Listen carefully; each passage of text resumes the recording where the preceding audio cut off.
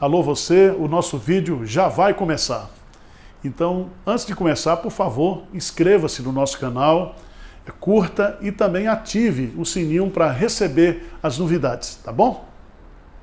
Bom dia, irmãos. Vamos abrir a palavra de Deus lá em Mateus capítulo 13.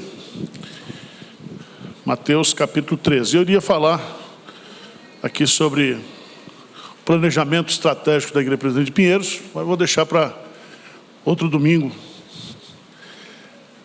falar um pouco sobre como funciona a nossa igreja, qual é a nossa visão,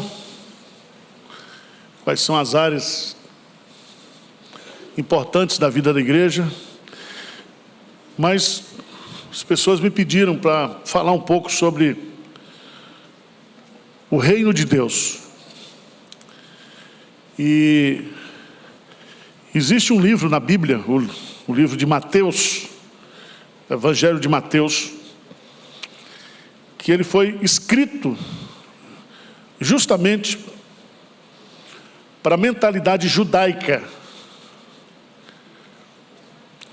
E os judeus, eles aguardavam um Messias, até hoje eles estão aguardando, que viesse para impor um reino visível.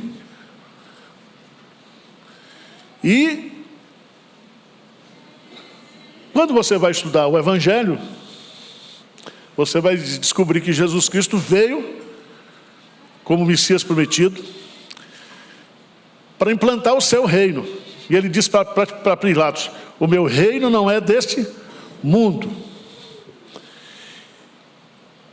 E aí nós precisamos ter uma compreensão sobre o que significa o reino de Deus. Vá lá para Mateus capítulo 4. Mateus capítulo 4.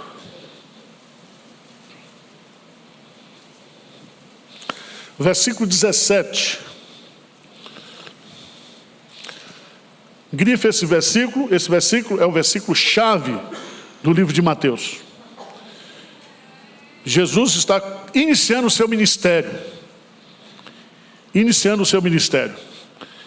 E depois de ser tentado, ele volta para Galileia, e aí no versículo 17, lê comigo. Daí por diante, passou Jesus a pregar e a dizer: arrependei-vos, porque está próximo o reino dos céus. Então, o tema do Evangelho de Mateus é que Jesus Cristo, ele é o rei, e ele veio para implantar o seu reino. Se você observar no capítulo 1, a primeira coisa para saber se o cara é de linhagem real é fazer a genealogia dele. Veja que Mateus começa o seu livro para mostrar que Jesus é da linhagem real. Veja como ele termina lá. Veja no versículo 1, Mateus 1:1, o que ele diz? Livro da genealogia de Jesus Cristo, filho de Davi e filho de... Então, filho de Davi é a linhagem real, filho de Abraão, porque Abraão é o pai da nação. Tá certo? E lá termina no versículo 16, e Jacó gerou a José, marido de Maria, da qual nasceu Jesus, que se chama o Cristo. Não diz que Jesus nasceu de José, diz que Jesus nasceu de Maria, porque todo mundo sabe que Jesus não nasceu de um coito sexual comum, mas houve a encarnação do Verbo. Aí, se você pegar o registro do nascimento de Jesus, está aí no capítulo 1, e no capítulo 2, somente Mateus coloca isso, que Jesus é visitado pelos magos que vieram do Oriente. Significa que o recado está sendo dado. Jesus, ele não é rei dos judeus, certo? Ele veio para ser rei sobre toda a terra. Aí, irmãos, vocês conhecem a história, capítulo 2, 3, o ministério de João Batista. Veja lá Mateus 3, 3, o que diz lá? 3, 1 e 2, o que diz? Naqueles dias apareceu João Batista pregando no deserto da Judéia e dizia: arrependei-vos, porque está próximo o reino dos céus. Certo? Jesus depois é batizado por João Batista, final do capítulo 3. No capítulo 4, Jesus começa o seu ministério. Nos capítulos 5, 6 e 7 de Mateus, nós temos a ética do reino, o sermão do monte. Então o rei, que é Jesus, está ensinando para os seus súditos, os princípios. Ele começa justamente com as bem-aventuranças, porque antes de fazer, você precisa ser. E bem-aventurado sois vós. E aí você vai descobrir ali que a ênfase de Jesus nas bem-aventuranças é naquilo que nós somos. Porque alguém, para fazer parte do reino de Deus, tem que nascer de novo, tem que ser nova criatura. Dos capítulos 8, veja lá, 8 e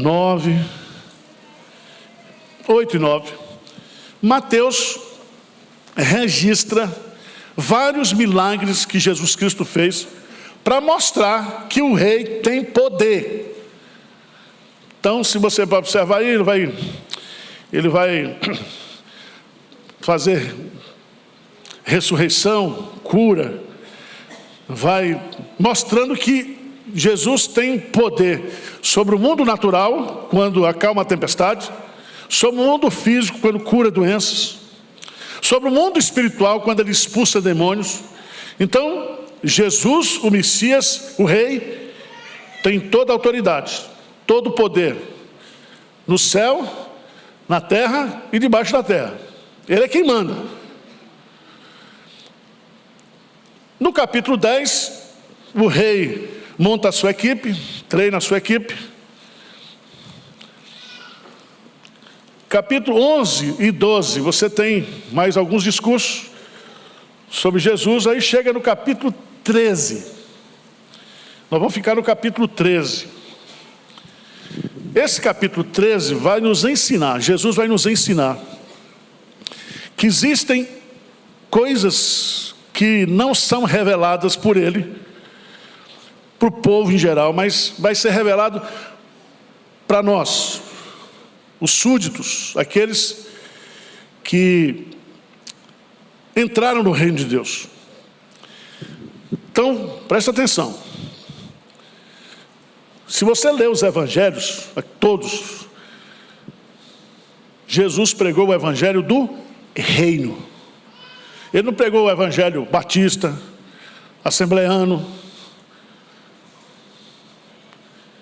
Então nós precisamos ter um conceito de evangelho, não o meu evangelho, o evangelho de Jesus Cristo. Veja como é que começa o evangelho de Marcos, por favor. Marcos capítulo 1, versículo 1, o que é que diz lá? Rápido, vamos lá. Princípio do evangelho de Jesus Cristo, Filho de Deus. Presta atenção, para você entrar no reino dos céus, para você entrar na jurisdição do Rei Jesus, você precisa nascer de novo. Se alguém não nascer de novo, não pode ver o reino de Deus, gente. Jesus vai nos ensinar os mistérios que nós temos no reino. Por quê? Porque os judeus, eles queriam um reino político, um reino bélico. um reino visível. Aí Jesus diz: não, mas o meu reino não é assim. Então como é que ele vai implantar o seu reino? Ele vai implantar o reino no coração das pessoas.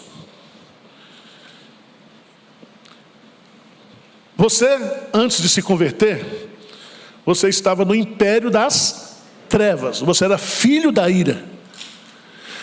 Quando você nasceu de novo, como disse Jesus para Nicodemos, necessário vos é nascer de novo. Você sai da jurisdição de Satanás e passa a estar sob o domínio, sob o senhorio de Jesus Cristo. Então o reino de Deus não está ali nem acolá. O reino de Deus está dentro de vós. Quando é que esse reino se tornará visível? Quando? Na segunda vinda de Jesus. Aí esse reino será implantado, diz Apocalipse, novo céu e nova terra. Aí você vai poder comer carne junto da onça, como diz os... Eu não sei como é que vai ser, mas está lá, Apocalipse. Então, o que é pregar o evangelho, gente? É fazer você decorar os 5 pontos do calvinismo?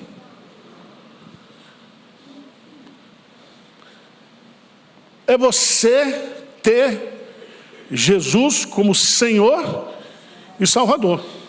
Aliás, lá em Atos dos Apóstolos, a ênfase da pregação apostólica não é Jesus Cristo como Salvador, é Jesus Cristo como Senhor.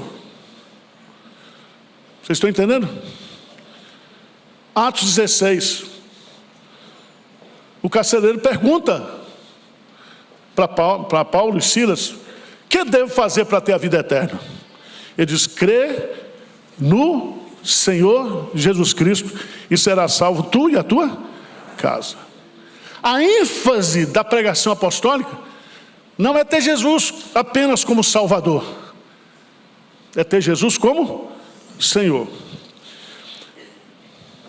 Então, eu quero explicar isso aqui para vocês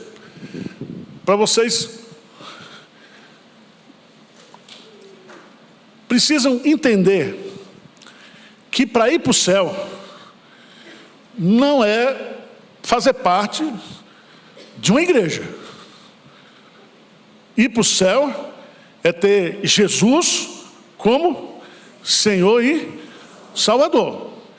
Ele é o seu rei, ele é o seu Senhor. Tá certo? Aí você escolhe se quer ser presbiteriano, batista, certo? Só não pode ser desigrejado, porque aí é outra coisa, é outra heresia. Porque se você está no reino, você está sob o domínio de Jesus Cristo. Deu para entender ou não? Então o que é entrar no reino de Deus? É entrar na jurisdição onde Jesus reina. E Ele reina nos corações. Ele vai reinar um dia, visivelmente. Então, o que Jesus faz aqui em Mateus 13? Eu vou passar rápido com vocês. Jesus vai usar parábolas.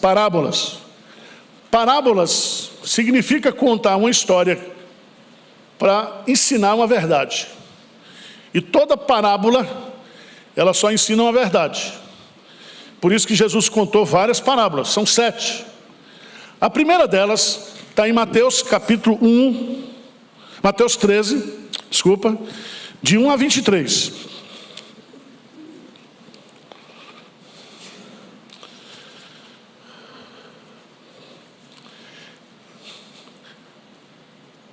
Todo o capítulo 13 de Mateus são parábolas que Jesus contou.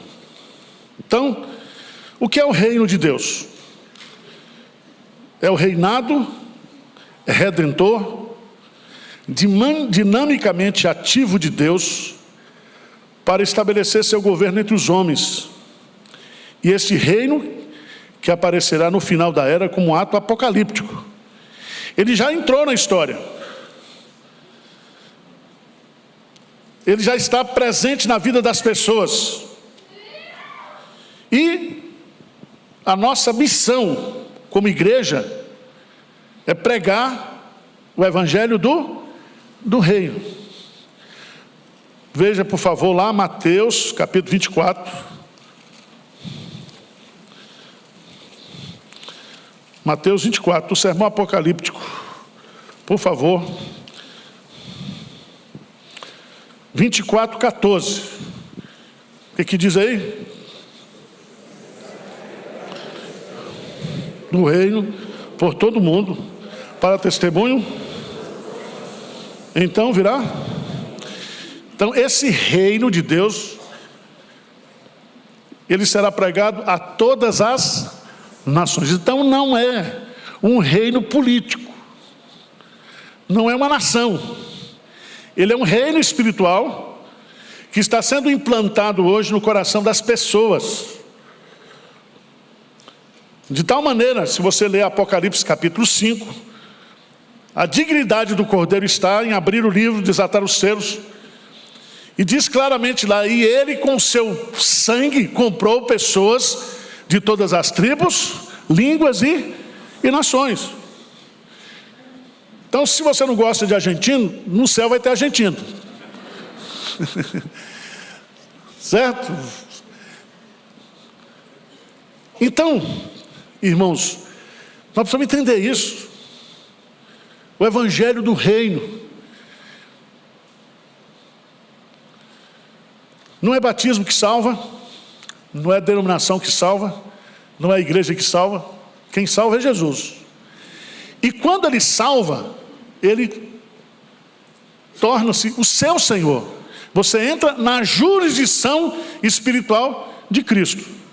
Você passa a ser um concidadão dos céus, como diz lá em Efésios. Você passa a ter Jesus como seu rei, como seu Senhor, como seu Salvador.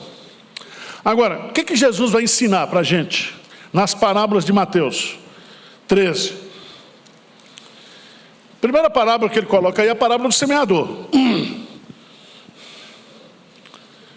Tá certo? Veja no versículo 3. E de muitas coisas lhes falou por parábolas, e dizeis que o semeador saiu a semear. E ao semear, uma parte caiu à beira do caminho, e vindo as aves a comeram. Outra parte caiu no solo rochoso, onde a terra era pouca, e logo nasceu, visto que não se aprofunda a terra. Saindo, porém, o sol queimou, e porque não tinha raiz, secou-se. Outra caiu entre os espinhos, e os espinhos cresceram e a sufocaram. Outra, enfim, caiu em boa terra, e deu fruto a 100, a 60 e a 30 por um. Quem tem ouvidos para ouvir, ouça. Primeiro mistério que ele vai nos ensinar aqui do reino, e mistério aqui não tem nada a ver com saramandaia. Mistério aqui é coisa que estava oculta e que está sendo revelada. Tá certo? Como é que o reino de Deus é implantado? Ele é implantado nos corações. 4 tipos de solos são 4 tipos de corações. A semente que o semeador semeia é o quê? A palavra de Deus. Certo? Por isso que a palavra semente, sêmen, é que gera vida. Então, como é que o reino de Deus ele está sendo implantado hoje no mundo? Através da semeadura da palavra de Deus. Estão entendendo ou não? Tem aí 3 respostas negativas e uma resposta o quê? Positiva. Não vamos entrar nos detalhes, mas o que eu quero dizer para você é que Jesus vai explicar, né? Aí a partir do versículo 10 até o versículo 23. Ele termina dizendo, mas, versículo 23, o que foi semeado em boa terra é o que ouve a palavra e é o que? Compreende. Este frutifica e produz a 100, a 60 e a 30 por um. Você sabe que uma semente gera mais sementes. E a ideia aqui é que esse crescimento do reino, ele é invisível aos olhos humanos. É invisível. Por isso que os teólogos, os reformadores, eles fizeram a distinção entre a igreja visível e a igreja invisível. Tá certo? Jesus está dentro de você, reinando no seu coração. Ele é seu Senhor e seu Salvador. O reino está sendo implantado aí dentro. Por isso que Jesus diz, o reino, ele está dentro de vós. Vocês estão entendendo, gente? Vocês estão com a cara que não está me desanimando.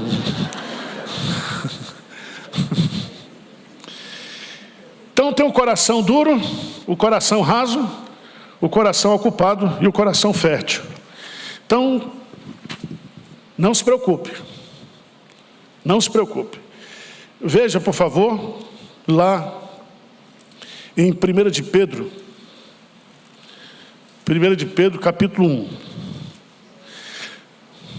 Você se lembra também, 1 de Pedro, capítulo 1, versículo 23. 23 e 24. E 25, pronto. Vamos ler juntos? Pois fostes regenerados, não de semente corruptível, mas incorruptível, mediante a palavra de Deus, a qual vive e é. Pois toda a carne é como a erva, e toda a sua glória como a flor da erva. Seca-se a erva e cai a sua flor. A palavra do Senhor, porém, permanece. Ora, esta é a palavra que vos foi evangelizada. A fé vem pelo ouvir, e o ouvir a palavra de Deus. A palavra é a semente. E a palavra tem poder em si mesmo de gerar vida. Está lá em Hebreus capítulo 4, que a palavra de Deus ela é viva e eficaz. Ela penetra, ela corta. Então, gente, o reino de Deus está sendo implantado. Os romanos, na época, eles matavam os crentes. E sem eles saberem, sem eles perceberem espiritualmente, mas foi o cristianismo que venceu o Império Romano. Porque o reino de Deus avança. Em 30 anos de pregação do Evangelho, o Evangelho chegou a Roma. E você vai observar que quanto mais matava-se cristão, mais a igreja crescia. Então esse negócio de tocar fogo em Bíblia, matar crente, isso aí não detém a igreja. Eu edificarei a minha igreja e as portas do inferno não prevalecerão contra. A igreja avança. Não adianta fazer lei contra a igreja. Isso é besteira. Então, gente, essa é a primeira parábola que Jesus falou para nós.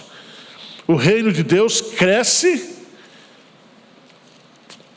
no coração das pessoas de forma invisível. Invisível. O que é que nós temos que fazer? Pregar a palavra. E quanto mais a gente prega a palavra, mais o Espírito Santo converte pessoas e mais pessoas passam a viver no reino de Deus. Agora vem outra parábola, 24, Mateus 13, 24, chamada a parábola do joio. Isso aqui é para crente ficar brigando com ele. Você é joio. Não, eu não sou trigo, você é joio.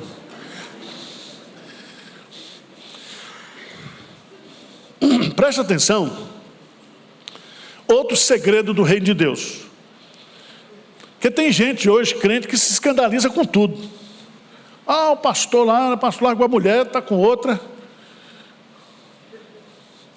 A imprensa adora isso. Tem festa nos arraiais do inferno quando um crente cai, um líder espiritual cai. Mas, sabe o que Jesus disse? Isso é normal. Por quê? Vamos entender isso aqui, tá?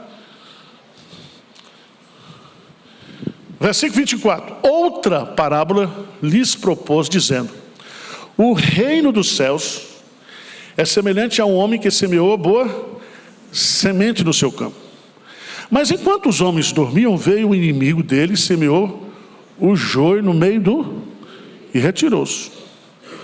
E quando a erva cresceu e produziu fruto, apareceu também o joio.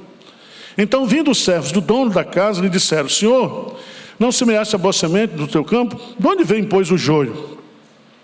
Ele, porém, lhe respondeu: o inimigo fez isso. Mas os servos lhe perguntaram: querem que vamos e arranquemos o joio?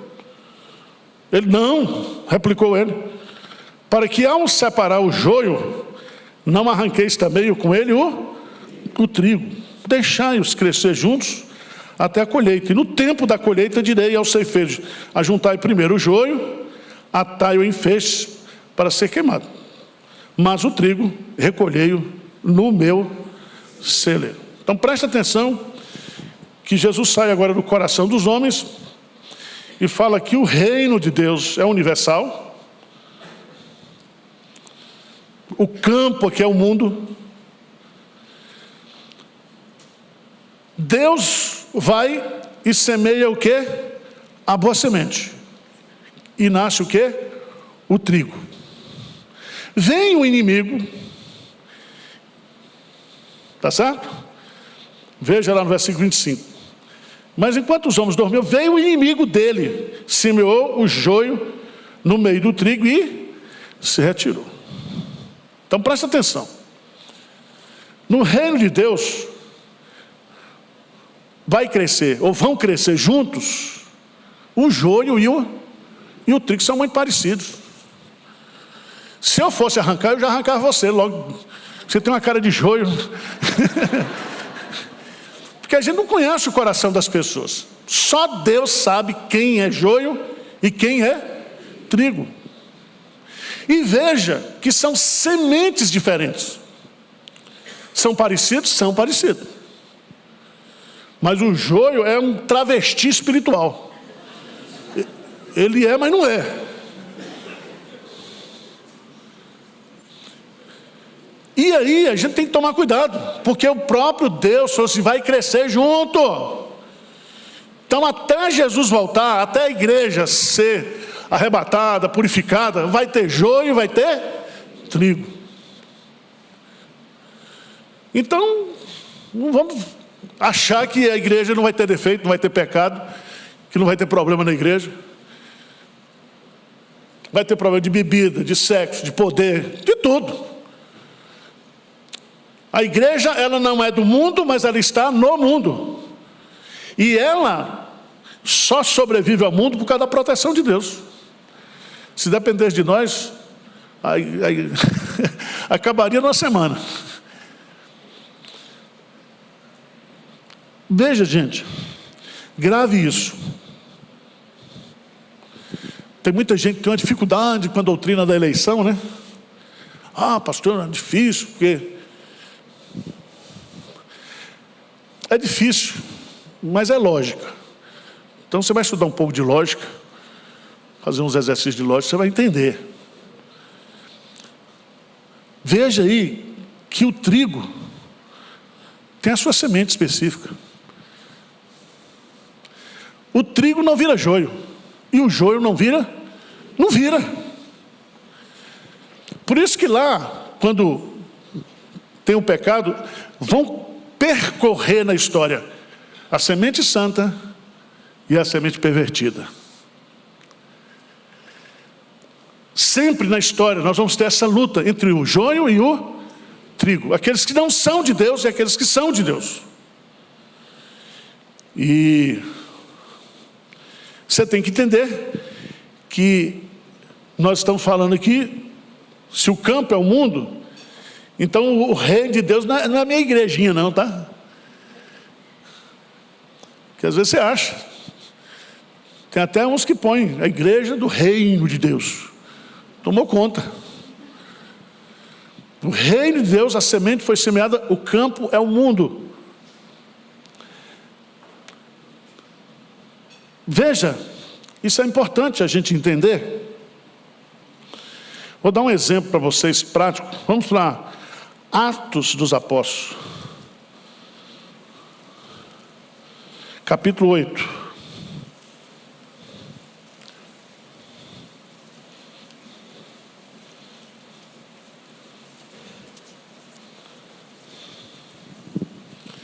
Se você observar, o capítulo 8 começa com a primeira perseguição à igreja. Naquele dia levantou-se grande perseguição contra a igreja em Jerusalém.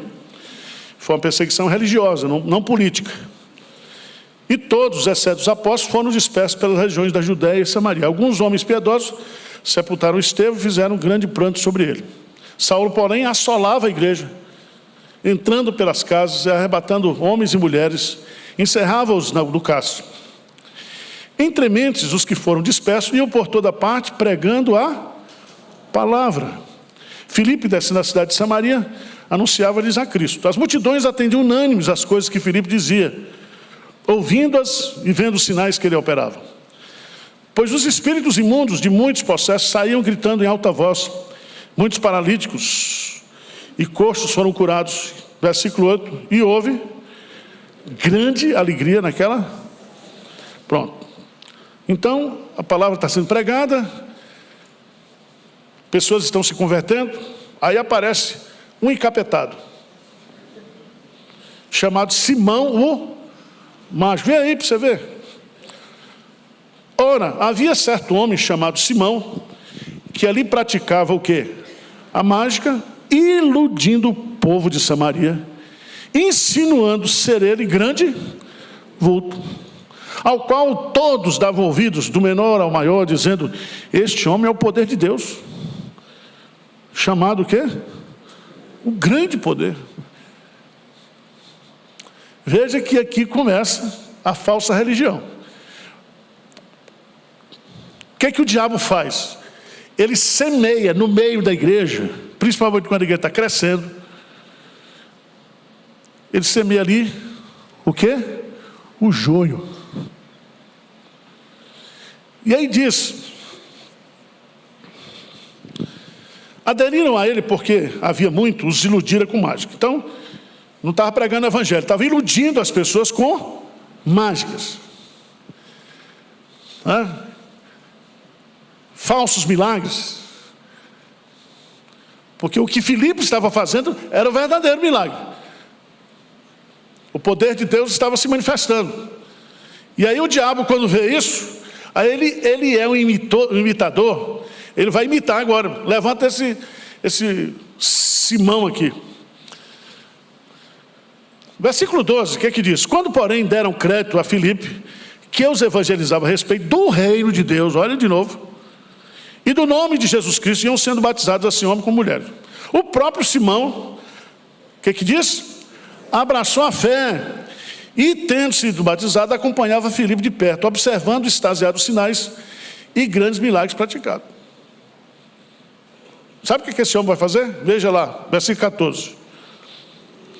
Ouvindo os apóstolos que estavam em Jerusalém, que Samaria receberam a palavra de Deus, enviaram Pedro e João, os quais, descendo para lá, oraram por eles, para que recebessem o Espírito Santo, porque enquanto não havia ainda descido nenhum deles, mas somente havia sido batizado no nome do Senhor Jesus. Versículo 18. Vendo, porém, Simão, que pelo fato de imporem as mãos dos apóstolos, era concedido o Espírito Santo, ofereceu-lhes o quê? Dinheiro, propondo, concedei-me também a mim este poder, para que aquele sobre quem eu impuser as mãos, receba o quê? O Espírito Santo. Pedro, porém, lhe respondeu, o teu dinheiro seja contigo para perdição, pois julgaste adquirir por meio dele o dom de Deus? Veja o que Pedro diz. Não tens parte, nem sorte nesse, porque o teu coração não é reto diante de Deus. Ele foi batizado? Foi. Um mágico entrou na igreja. Entrou. Deve ter dado até testemunho. Olha, eu era, antes disso aí, eu fumava, cheirava e não sei o quê, e agora Jesus me libertou e tal, não sei o quê. E tem muito isso na igreja. Vem, e ele estava querendo... Existe uma palavra que foi criada por causa de Simão, chama simonia. Simonia significa querer comprar com dinheiro o poder de Deus. Veja, irmãos, Filipe não pregava a si mesmo. Se Filipe pregava o evangelho do reino. Acontecia milagres? Acontecia. Acontecia exorcismo? Claro. Se o cara está encapetado, para Jesus entrar, o capeta tem que sair. Mas veja bem, toda falsa religião engrandece a pessoa. É tanto que ele é chamado o grande o quê? O grande poder de Deus. Por isso, observe essas igrejas que o sujeito não se chama de servo, chama logo apóstolo. Né? Apóstolo tal, a bispa tal e tudo. Eles pregam o evangelho do reino. Qual é a base do evangelho do reino? Arrependei-vos. O que é arrepender? É mudar de vida. Agora, se eu chego para você e você vem aqui para a igreja e diz, olha, se você der dízimo, você vai ganhar muito mais. Dá 500 e Jesus vai depositar essa semana 5 mil na sua conta. Isso é mentira. Só que eu estou mexendo na sua avareza também, porque esse pessoal também vai lá e vai sempre existir a falsa religião, porque todo mundo quer comprar o poder de Deus com dinheiro. E Pedro diz, esse dinheiro aí seja para a sua perdição. Então, preste atenção, irmãos, no século passado, estou falando do século passado, foi quando, nos Estados Unidos, se misturou o marketing com a religião. E o que é que o marketing faz com a religião?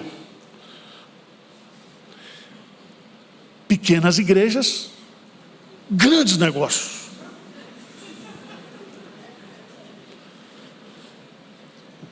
Então, se eu sou marqueteiro, eu vou identificar necessidades. Certo? E eu vou criar um produto para lhe vender, para atender essa necessidade. Segunda-feira é dia do amor. Se você está sozinho, carente, venha para a igreja aqui que você vai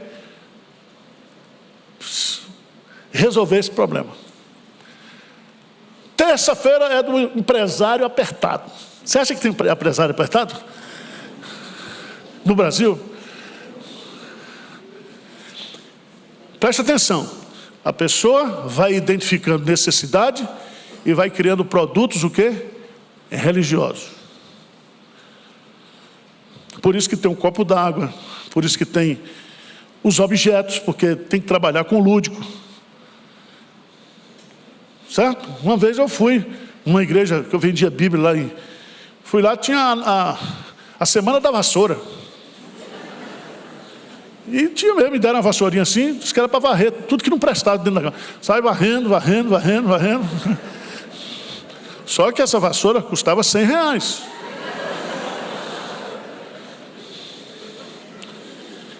Então, corrente das 7 quarta-feiras. Pronto. E é tudo pensado. É marketing, gente. E as pessoas vão. Porque se tem uma porta aberta aqui, com uma faixa, pare de sofrer. Você não entende nada de evangelho, eu também não entendo. Eu entro. Porque as pessoas elas estão aflitas e exaustas com pastores que não têm, ou com ovelhas que não têm Pastor, então ouve. Aí vai. Aí só descobre depois. Algumas, inclusive, pela misericórdia de Deus, porque Deus é tão bom, que ainda ajuda as pessoas. E muitos se convertem, mas quando se convertem, eles fazem a leitura, eles dizem, isso aqui não tem nada a ver com o evangelho do reino, não. Não é o reino de Deus, é o reino do cara. Então, o marketing aplicado à religião criou impérios religiosos de homens, não o reino de Deus. Vocês estão entendendo ou não? Reino de Deus. Eu vou ser um dizimista fiel, sabe por quê? Porque Jesus Cristo é o meu rei. Como diz lá na Bahia, meu rei. Então eu dou porque ele é dono de tudo que eu tenho. Eu não dou por causa de pastor, por causa de igreja. Eu não dou porque Deus vai me dar mais. Essas barganhas, sabe? Provai e me vede, disse o Senhor. Se eu não abrir as janelas dos céus e derramar bênçãos sem medida de Deus. Roubarás o homem a Deus? O que Deus diz? Você não está roubando, entendeu? Dízimo, oferta, você entrega para Deus. Você está dando para Deus, para a obra de Deus. Então, gente, não se assuste não, o joio está aqui dentro. E tem uns aqui que eu tô... Porque a gente sempre é trigo, né? E do bom, trigo fino. Mas só Deus conhece aqueles que são seus. Só Ele sabe.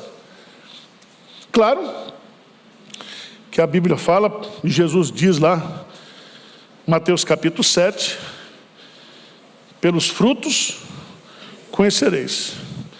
E Jesus vai dizer, tem muita gente na igreja que é lobo com pele de ovelha.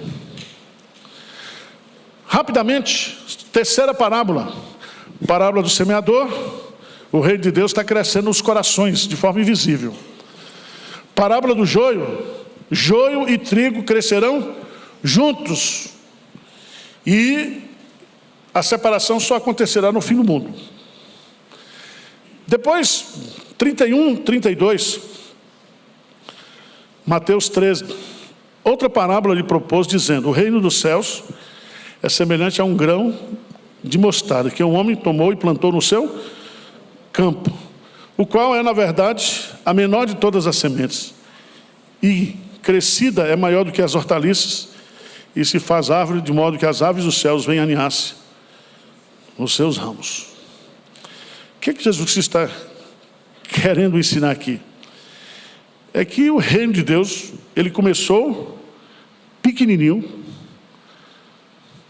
como a semente de mostarda. Mas ele cresceu. E tem crescido. E todo ano cresce mais. Então o reino de Deus, ele começou pequeno. Jesus e mais 11. Mas esse reino de Deus está crescendo pelo mundo inteiro.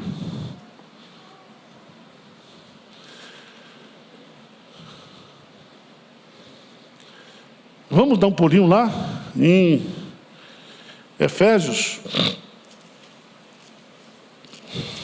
Efésios. Capítulo 3.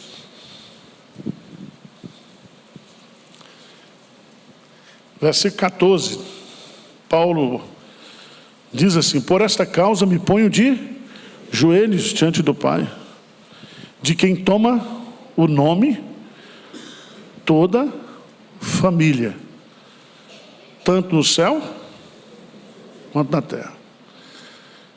Então a família de Deus é uma só, mas ela está dividida, aquela que já está triunfante e nós que estamos aqui na militante, na batalha. Mas a igreja é uma só. Certo? Significa que aquelas pessoas que já estão com Cristo, já partiram desde o primeiro século já estão com Cristo. E nós também estaremos com Cristo. E um dia essa igreja, ela se tornará visível através da ressurreição. Mas não fique na sua mente pequena achando que a igreja está diminuindo. Às vezes, numa local aqui, numa localização. Mas o reino de Deus está crescendo. Para cada cristão que se mata no Oriente Médio, 1000 muçulmanos se convertem. Então, meus irmãos, a igreja, ela marcha vitoriosamente para a segunda vinda de Cristo. Diz amém aí. Amém. Você não acredita nisso não? Nós estamos para frente. Tudo no mundo está piorando, mas a igreja não está melhorando, porque Cristo santifica a sua igreja e a si mesmo vai apresentar a Deus perfeita, sem defeito. Está certo? Então anime-se. Porque tem gente, aliás, tem especialista hoje, só fala dos pecados da igreja. Já notou isso?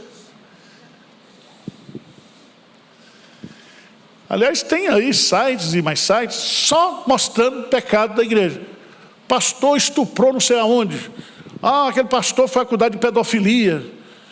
E o sujeito só fica falando isso. Mas, quando Isaías ele entra no templo, quem é que estava sentado no trono? Deus. Então não é Macron que vai mandar no mundo. Não é Putin. Não são os governos humanos. O reino de Deus está sendo implantado. Por isso que existe essa perseguição. Porque as sementes são diferentes. E o crente, quando mata um crente, só empurra ele para a presença de Deus. Ele tomba aqui e cai na presença de Deus. Sem problema nenhum. O pior, disse Jesus, é aquele que tem poder para mandar você para o inferno. Esse você devia temer. Jesus disse isso para os discípulos. Agora, perseguir, prejudicar, isso aí, meu irmão, faz parte do pacote. No mundo tereis, mas tem de bom ânimo. Eu venci o mundo, a vitória já está garantida. Tá certo? Então, fique tranquilo. A igreja está crescendo. Outra coisa, a outra parábola. Qual é a outra parábola? Já estou terminando, viu? Rapidamente aqui. A parábola do fermento. O reino dos céus é semelhante ao fermento que uma mulher tomou e escondeu em 3 medidas de farinha, até ficar tudo o quê? Levedado. Aqui ele está explicando que o reino de Deus cresce de dentro para fora. Fermento é usado para coisas negativas, mas nesse sentido aí Jesus está usando no sentido positivo. Um pouquinho só leveda toda a massa. A ideia, meus amados irmãos, é que Cristo ele começa a reinar na nossa vida e cada vez mais ele vai reinando. Ele vai reinando. E o reino de Deus, esse reino que ele exerce, não é político, não é externo, é dentro de você. Ele está trabalhando dentro de você. Ele está transformando você de glória em glória, porque o projeto dele é conformar você à imagem de Jesus.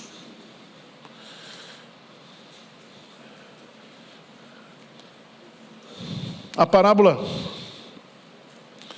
tem um texto que eu vou ler aqui, 1 de João, vamos lá, capítulo 3. 1 de João, capítulo 3. Veja, vou explicar de novo aqui. Nós somos uma metamorfose ambulante. Nós estamos sendo transformados todos os dias. por Deus. A obra que Deus está fazendo na nossa vida é uma obra de santificação. Ele diz assim, 3:1, vede que grande amor nos tem concedido ao Pai, ao ponto de sermos o quê? Chamados filhos de Deus. E veja aí, e de fato, somos filhos de Deus. Por essa razão, o mundo não nos conhece, porquanto não conheceu a Ele mesmo. Então, boi preto conhece boi preto. Você sabe, o Espírito Santo testifica com o meu coração que eu sou filho de Deus. É um testemunho interno do Espírito Santo. A gente não tem uma RG espiritual para mostrar, mas nós temos o Espírito Santo como selo. Ele fala, que grande amor Deus nos deu, ao ponto de ser chamados filhos de Deus. E aí ele repete,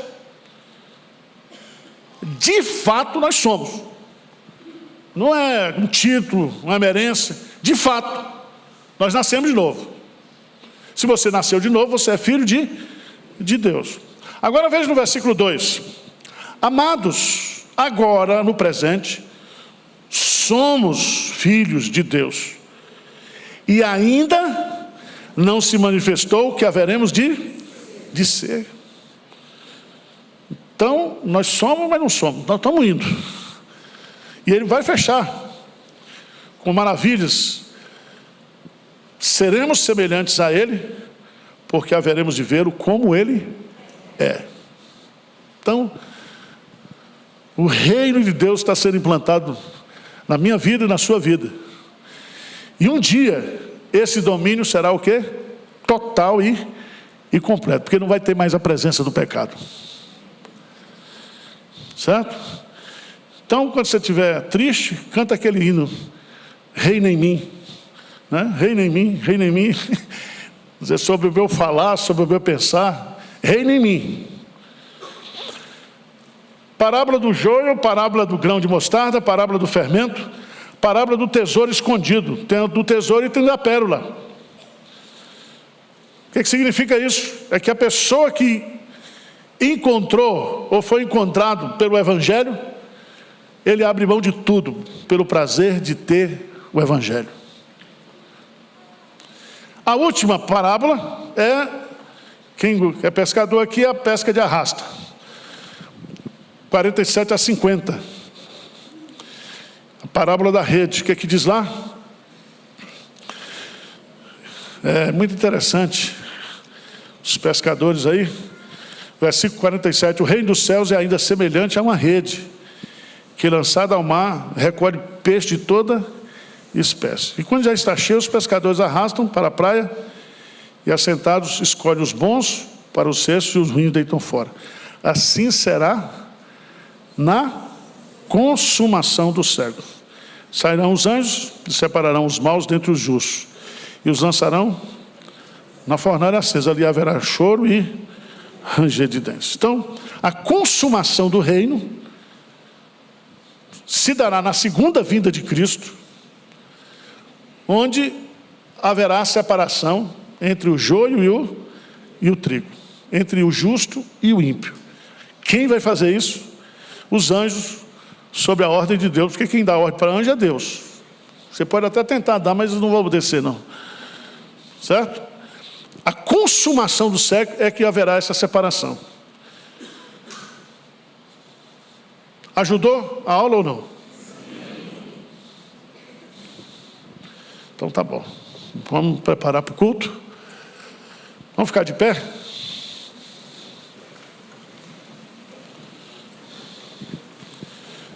Vamos, irmãos, pregar o evangelho do reino.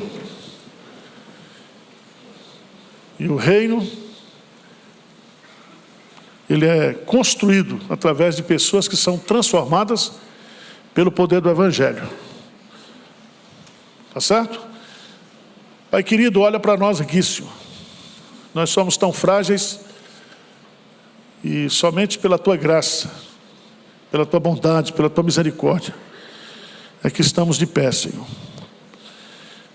Que o Teu reino venha sobre nós.